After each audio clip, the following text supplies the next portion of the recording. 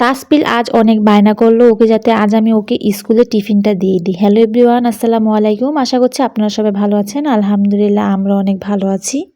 আজ সারাদিনে আমি কি কাজ করলাম, কি রান্নাবান্না করলাম তার একটা ভিডিও নিয়ে চলে আসলাম। আমার ভিডিওটা যদি ভালো লেগে থাকে আমার পেজে একটা লাইকটা ফলো দিয়ে রাখবেন।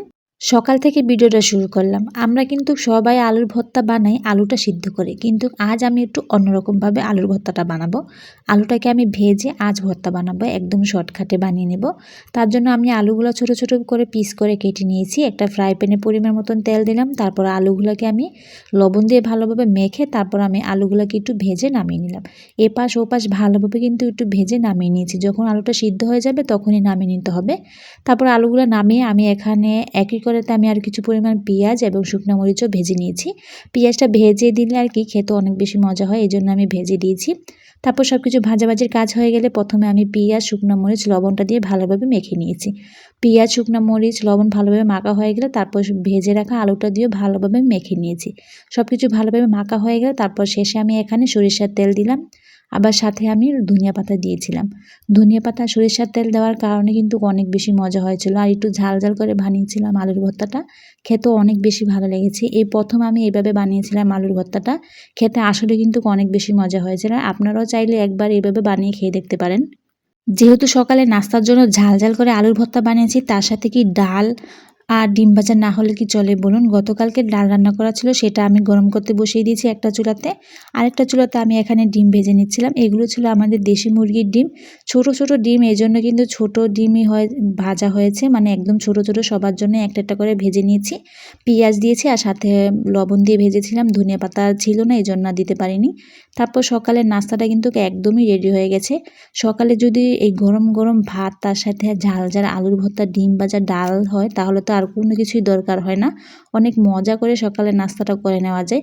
তেমনি আজ কিন্তু আমরা অনেক মজা করে অনেক তৃপ্তি সহকারে সকালের নাস্তাটা করে নিলাম আলহামদুলিল্লাহ। প্রথমে তো আমি আলুর ভর্তা এবং ডিম ভাজা দিয়ে খেয়েছি, তারপর ডাল নিয়েছিলাম আলুর ভর্তার সাথে। ডাল, আলুর ভর্তা, ডিম ভাজা দিয়ে খেতে তো অনেক মজা লাগে। বিরিয়ানির থেকেও অনেক বেশি মজা এই খাবারটা খেতে, আমার কাছে অনেক ভালো লাগে।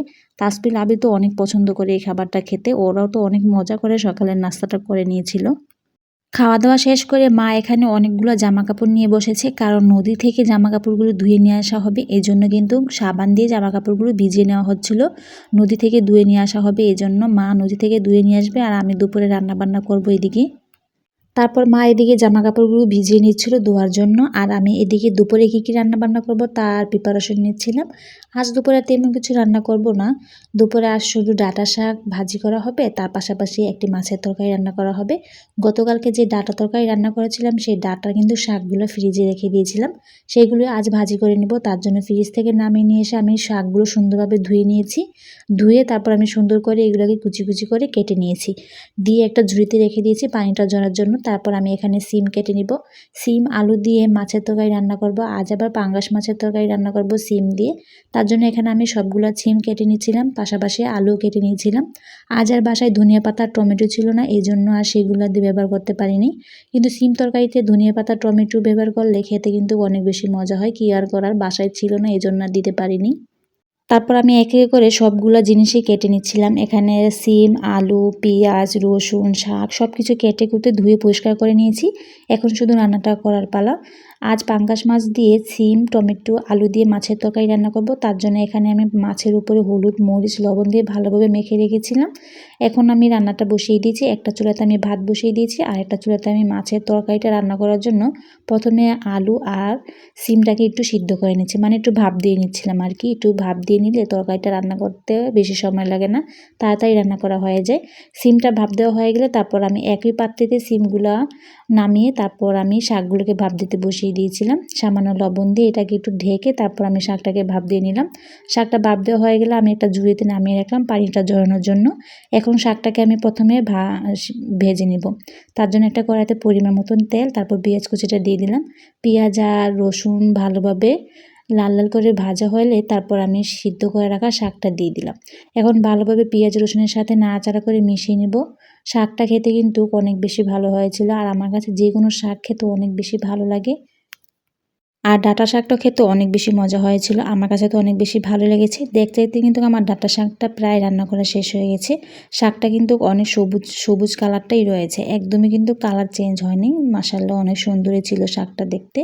তারপর শাকটা রান্না করা হয়ে গেলে এখন মাছের তরকারিটা রান্না করব। তার জন্য একটা কড়াইতে পরিমাণ মতন তেল, তারপর আমি এক এক করে সবগুলো মাছ দিয়ে দিলাম।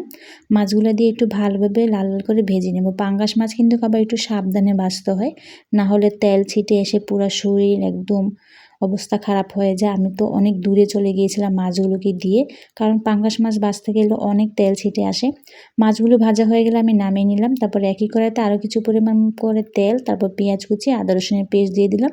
সব কিছু ভালোভাবে ভাজা হয়ে গেলে পরিমাণ মতন পানি দেবো। এখন হলুদের গুঁড়া, মরিচের গুঁড়া, ধনিয়ার গুঁড়া, লবণ দিয়ে ভালোভাবে মশলাটা অনেকক্ষণ কষিয়ে নেব। যতক্ষণ না পর্যন্ত তেলটা উপরে বেশি উঠে ততক্ষণ পর্যন্ত মশলাটাকে ভালোভাবে অনেকক্ষণ কষিয়ে নিয়েছি। দেখতে দেখতে আমার মশলাটা ভালোভাবে কষানো হয়ে গেছে। এখন সিদ্ধ করে রাখা সিম আলুটা দিয়ে দিলাম।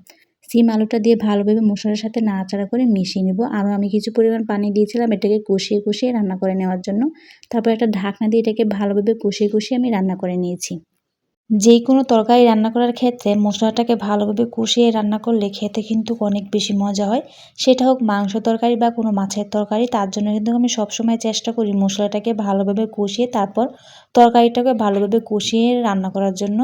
তারপর আমার তরকারিটা ভালোভাবে কষানো হয়ে গেছে। এখন আমি পরিমাণ মতন করে ঝোল দিয়ে দিয়েছি, তারপর ভাজা মাছগুলো দিয়ে দিলাম। এখন এটাকে বলক আসা পর্যন্ত অপেক্ষা করব। এটা ঝোলটা আমি বেশি পরিমাণ দিইনি, মোটামুটি দিয়েছি। ঝোলটা একটু কমে আসলে তারপর আমি মাছের তরকারিটাকে নামিয়ে নেব। মাশাআল্লাহ মাছের তরকারি কালারটা কিন্তু অনেক বেশি সুন্দর হয়েছে। টমেটো আর ধনিয়া পাতা দিলে আরও অনেক বেশি সুন্দর দেখা যাচ্ছে যেত, কিন্তু বাসায় টমেটো আর ধনিয়া পাতা ছিল না, এজন্য আর দিতে পারিনি। তারপরে কিন্তু এভাবেও খেতেও অনেক বেশি মজা হয়েছে, আমার কাছে তো অনেক বেশি ভালো লেগেছে। আর তাসপিল আবিদের পছন্দের মাছ রান্না করেছি, ওরা তো আজ দুপুরে অনেক মজা করে ভাত খেয়ে নেবে। তারপর কিন্তু আমার রান্নাবান্না শেষ হয়ে গেছে। তাসপিল হঠাৎ করে স্কুল থেকে এসে বলল ওকে যাতে আমি বক্সে খাবার বেড়ে দিই, কারণ ওর বান্ধবীদের সাথে ও স্কুলে বসে আজ টিফিনের সময় খাবার খাবে, বাসায় আসবে না। কিন্তু আমাদের বাসা থেকে স্কুলটা কিন্তু বেশ একটা দূরে না, 5 মিনিট সময় লাগে হেঁটে যেতে। কিন্তু ও আজ অনেক বায়না করছিল ওকে যাতে আমি এই বক্সে ভরে খাবারটা দিয়ে দিই। তারপর যেহেতু বাচ্চা মানুষ এই জন্য ভাবলাম আচ্ছা ঠিক আছে বক্সে ভরে খাবার দিয়ে দিই, ওর বান্ধবীদের সাথে একটু বসে না হলে দুপুরে খাবারটা খেয়ে নেবে। তারপর আমি সাথে সাথে দুটা বক্স নিয়েছি, একটা বক্সেতে ভাত দিলাম, আরেকটা বক্সেতে আমি মাছের তরকারিটা দিয়ে দিলাম। ওকে একটা বড় মাছের পিস দিয়ে দিলাম, যেহেতু পাঙ্গাস মাছটা খেতে অনেক বেশি পছন্দ করে এই জন্য বড় একটা পিস দিয়ে দিয়েছি। বড় পিস আরও আছে, অন্যান্য সবাই খেতে পারবে। তারপর বক্সে ভরে দেওয়ার কারণে তো অনেক খুশি হয়ে গেল। তারপর বক্সের ঢাকনাগুলো ডেকে একটা ভেগে ভরে দিয়ে দিলাম। তারপর ও চলে গেল, টিফিনের সময় ও খাবারগুলো খেয়ে নেবে। সাথে তো পানির বোতল নিয়েছিল, মানে মামপট নিয়েছিল ওর। ওকে স্কুলে বিদায় দেওয়ার পর তারপর আমি গোসল করে নিয়েছি, নামাজ পড়ে নিয়েছি, আবিদকে খাবারটা খাইয়ে দিয়েছি। তারপর আমরা সবাই একসাথে বসে দুপুরে খাবারটা খেতে বসে পড়লাম। আমি তো এখানে ডাঁটা শাক নিয়েছি, সাথে মাছের তরকারি। আমি আবার পাঙ্গাস মাছ খেতে একদমই পছন্দ করি না, এই জন্য আর মাছটা নিলাম না। তার জন্য শুধু সিম আর আলু আর ঝোল নিয়েছি। আর প্রথমে তো আমি ডাঁটা শাকটাই নিয়েছি, শসা নিয়েছি সাথে। অনেক মজা করে দুপুরে খাবারটা খেয়ে নিলাম আলহামদুলিল্লাহ। আর এই ছিল আজ আমাদের সারাদিনের একটি ফুল ভিডিও। আমার ভিডিওটি যদি ভালো লেগে থাকে আমাদের সাথেই থাকবেন, লাইক, ফলো, সাবস্ক্রাইব করে তানজিন আক্তার ব্লগের পাশেই থাকবেন। সবাইকে অনেক বেশি ধন্যবাদ।